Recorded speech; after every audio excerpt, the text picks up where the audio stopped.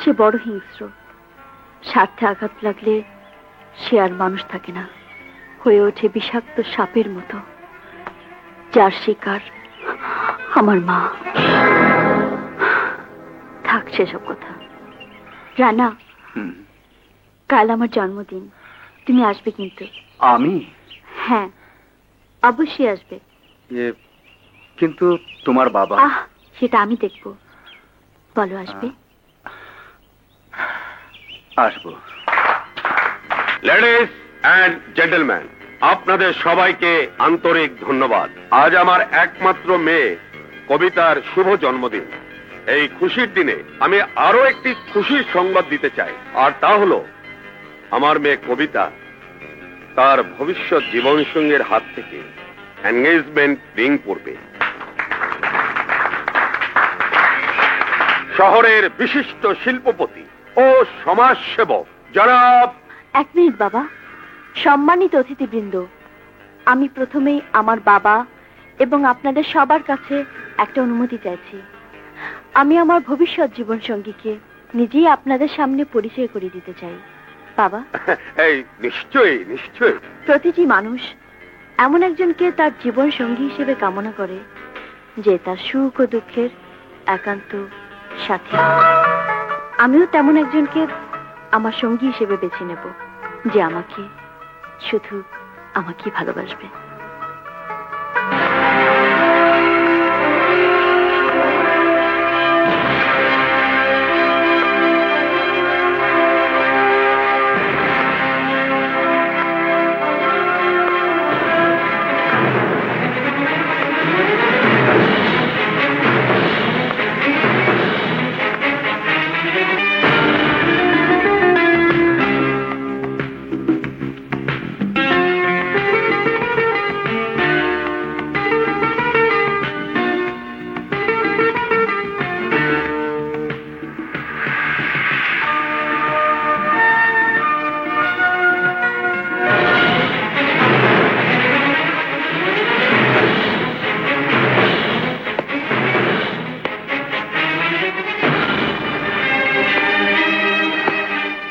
নামি দামি লোকজন উপস্থিত,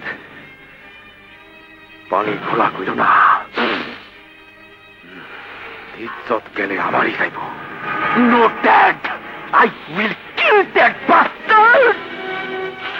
হবে, ওর চিকিৎসা হবে, সুচিকিৎসা। প্রেসক্রিপশনটা আমি দেব। এই নে টাকা, তাড়াতাড়ি আসবি। আমি আর জামু আর আমু। কি যে কি দিয়ে আনবি? লিস্টি কারাতে? ও লিস্টি তাম নাতে তুই। আমি আসলে আসলাম এটা ছাগলই।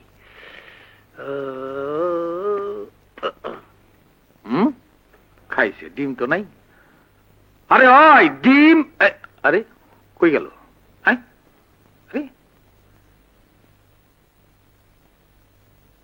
প্রেম প্রীত করা বড়ই কঠিন। একদিকে হেকমত চাচার যন্ত্রণা, আরেক দিকে কৌতুরি বাপের তাফালি। এখন ভোর খাই আমার একমাত্র ভরসা। আমি গেলাম, আপনারা দোয়া করেন। আসসালামু আলাইকুম।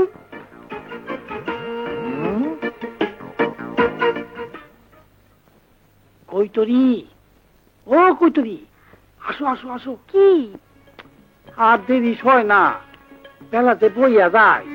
চলো চলো, দাম তলায়। কেমনে যাম ওইখানে? বাপ জান বসা দোকানে। মা কৈতরি, কার লগে কথা কস? বাজারে সামলাও। শোনো, আমাগো মহল্লার নারী কল্যাণ সমিতির প্রেসিডেন্ট বাজার। ও তা বাইরে কেন, ভিতরে আইনে বসতে দে। আমি বসতাছি, তুমি রেডি হয়ে আসো। যাও। এবার গোল্লারে মোল্লা খাওয়ামু। আসসালামু আলাইকুম। ওয়ালাইকুম আসসালাম। আসেন আসেন, বসেন প্রেসিডেন্ট সাহেব। সাহেব না সাহেবা। 2 দিন আইলাম, আপনার বেগম সাহেব তো একদিনও দেখলাম না। দেখবেন কেমনে? কি হয়েছে? উনি তো নাই। ও বাপের বাড়ি গেছে বুঝি? জি না।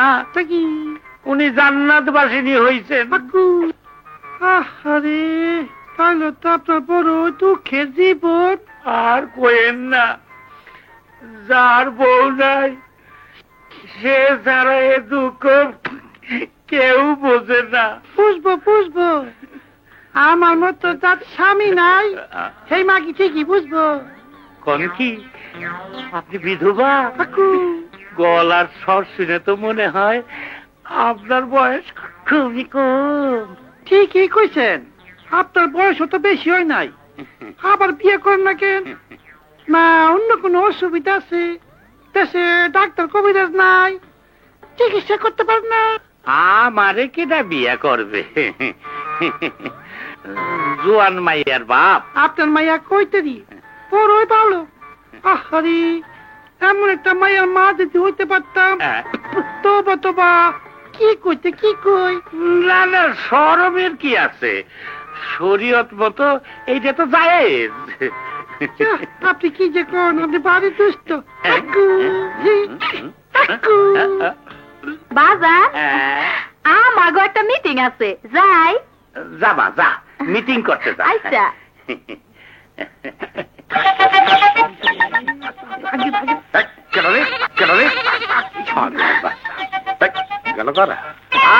আসেন ভাই হেকমত, আমার কি কিসমত। কিসমত তোমার খুবই খারাপ। মাইয়া গেল কই? মিটিং করতে। মিটিং না, ফিটিং করতে গেছে। তোমার আমার লগে চিটিং করছে। দেখবা? আসো আমার লগে। বাচ্চা আছি, আমি বাইচা থাকতে তোর কোনো ক্ষতি হইতে দিব না। আমার সমস্ত কিছুর বিনিময় হইলেও আমি তোরে মুক্ত করব। হ্যাঁ, আমি তোমার জন্য দেশের সবচেয়ে বড় উকিল নিয়োগ করব। আমার কারো সহযোগিতার প্রয়োজন নেই মিস্টার আলম। আপনি এখান থেকে চলে যান, প্লিজ লিভ মি অ্যালোন।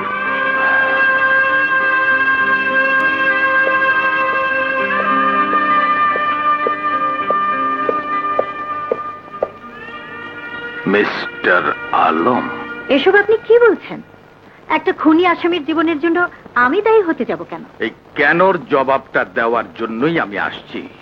আপনার জন্য একটা সংসার ভাঙ্গা তছনছ হয়ে গেছে। আপনার জন্য একটা ছেলে অকালে তার মা হারাইছে। আপনার জন্য বাপ থাকতো ছেলেটাই যে দিন। থামুন, অনেক বাজে কথা বলেছেন আপনি। ভদ্রতার একটা সীমা থাকা উচিত। আপনার কোনো কথাই আমি বুঝতে পারছি না। বোঝার কথাও না। মানুষ যখন বেদিশা হয়ে যায় তখন তার ন্যায় অন্যায় বিচার করার ক্ষমতাও থাকে না। আপনি ভুলে যাচ্ছেন আমি একজন বিচারক।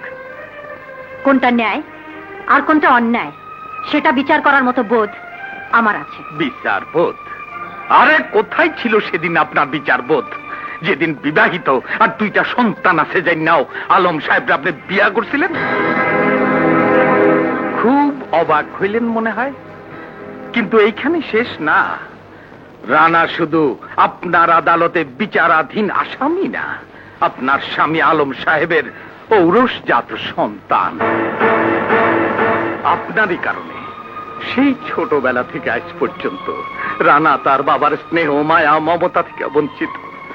শুধু তাই না, আজ থেকে 16 বছর আগে তালতলার এক মিছিলের গন্ডগোলে রানা হারাইছিল তার একমাত্র শিশু বোন। সেখানে পাইছিল একটা চিঠি, কিন্তু দুর্ভাগ্য রানার সেই চিঠির ঠিকানাটা পর্যন্ত পানিতে ভিজা মুছে গেছে।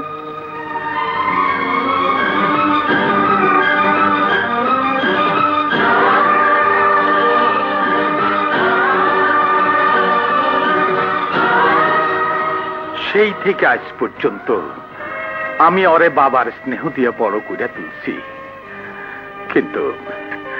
কিন্তু জন্মদাতা পিতার প্রতি ওর প্রচন্ড ঘৃণা আমি কিছুতেই মুছে ফেলতে পারি নাই। আর এর সব কিছুর জন্য দায়ী আপনি।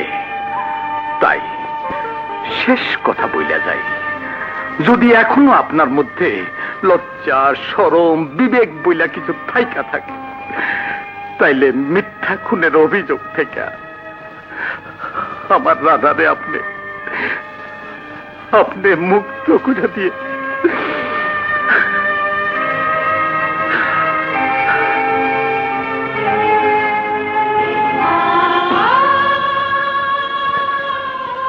চিনুক, রানা, ওরা দুজনই আমার সন্তান। চিনুক, ভাই তোমার ঝিনুককে দেখো না। না শাহানা, আমি সব শুনেছি, সত্যকে প্রকাশ করতে দাও। না, দোহাই তোমার পায়ে পড়ি, ঝিনুককে কোনো কিছু খুলে বলো না। ও জানে আমি ওর মা। সব যদি প্রকাশ হয়ে যায় তো আমাকে ভুল বুঝবে, আর তখন আমি ওকে হারাবো। ওকে হারালে আমি বাঁচবো না, আমি বাঁচবো না। খুনের মামলা, তাছাড়া প্রত্যক্ষ সাক্ষী প্রমাণ যেহেতু আছে, সেহেতু দৃষ্টান্তমূলক শাস্তি হবে বলেই আমার বিশ্বাস। আমরা সেটাই চাই। আপনি তো বুঝতেই পারছেন, বাবা খান নিজেই ব্যাপারটা নিয়ে মাথা ঘামাচ্ছে। হ্যাঁ, আমি তো জানি। আচ্ছা চলি। হ্যাঁ, থ্যাংক ইউ।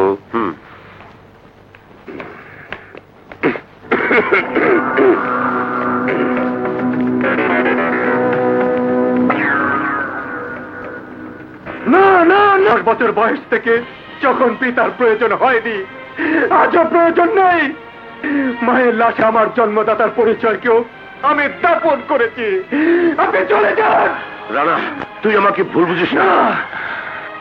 যে মানুষ স্ত্রীকে মৃত্যু শয্যায় রেখে সন্তানের আকুতিকে উপেক্ষা করে অর্থের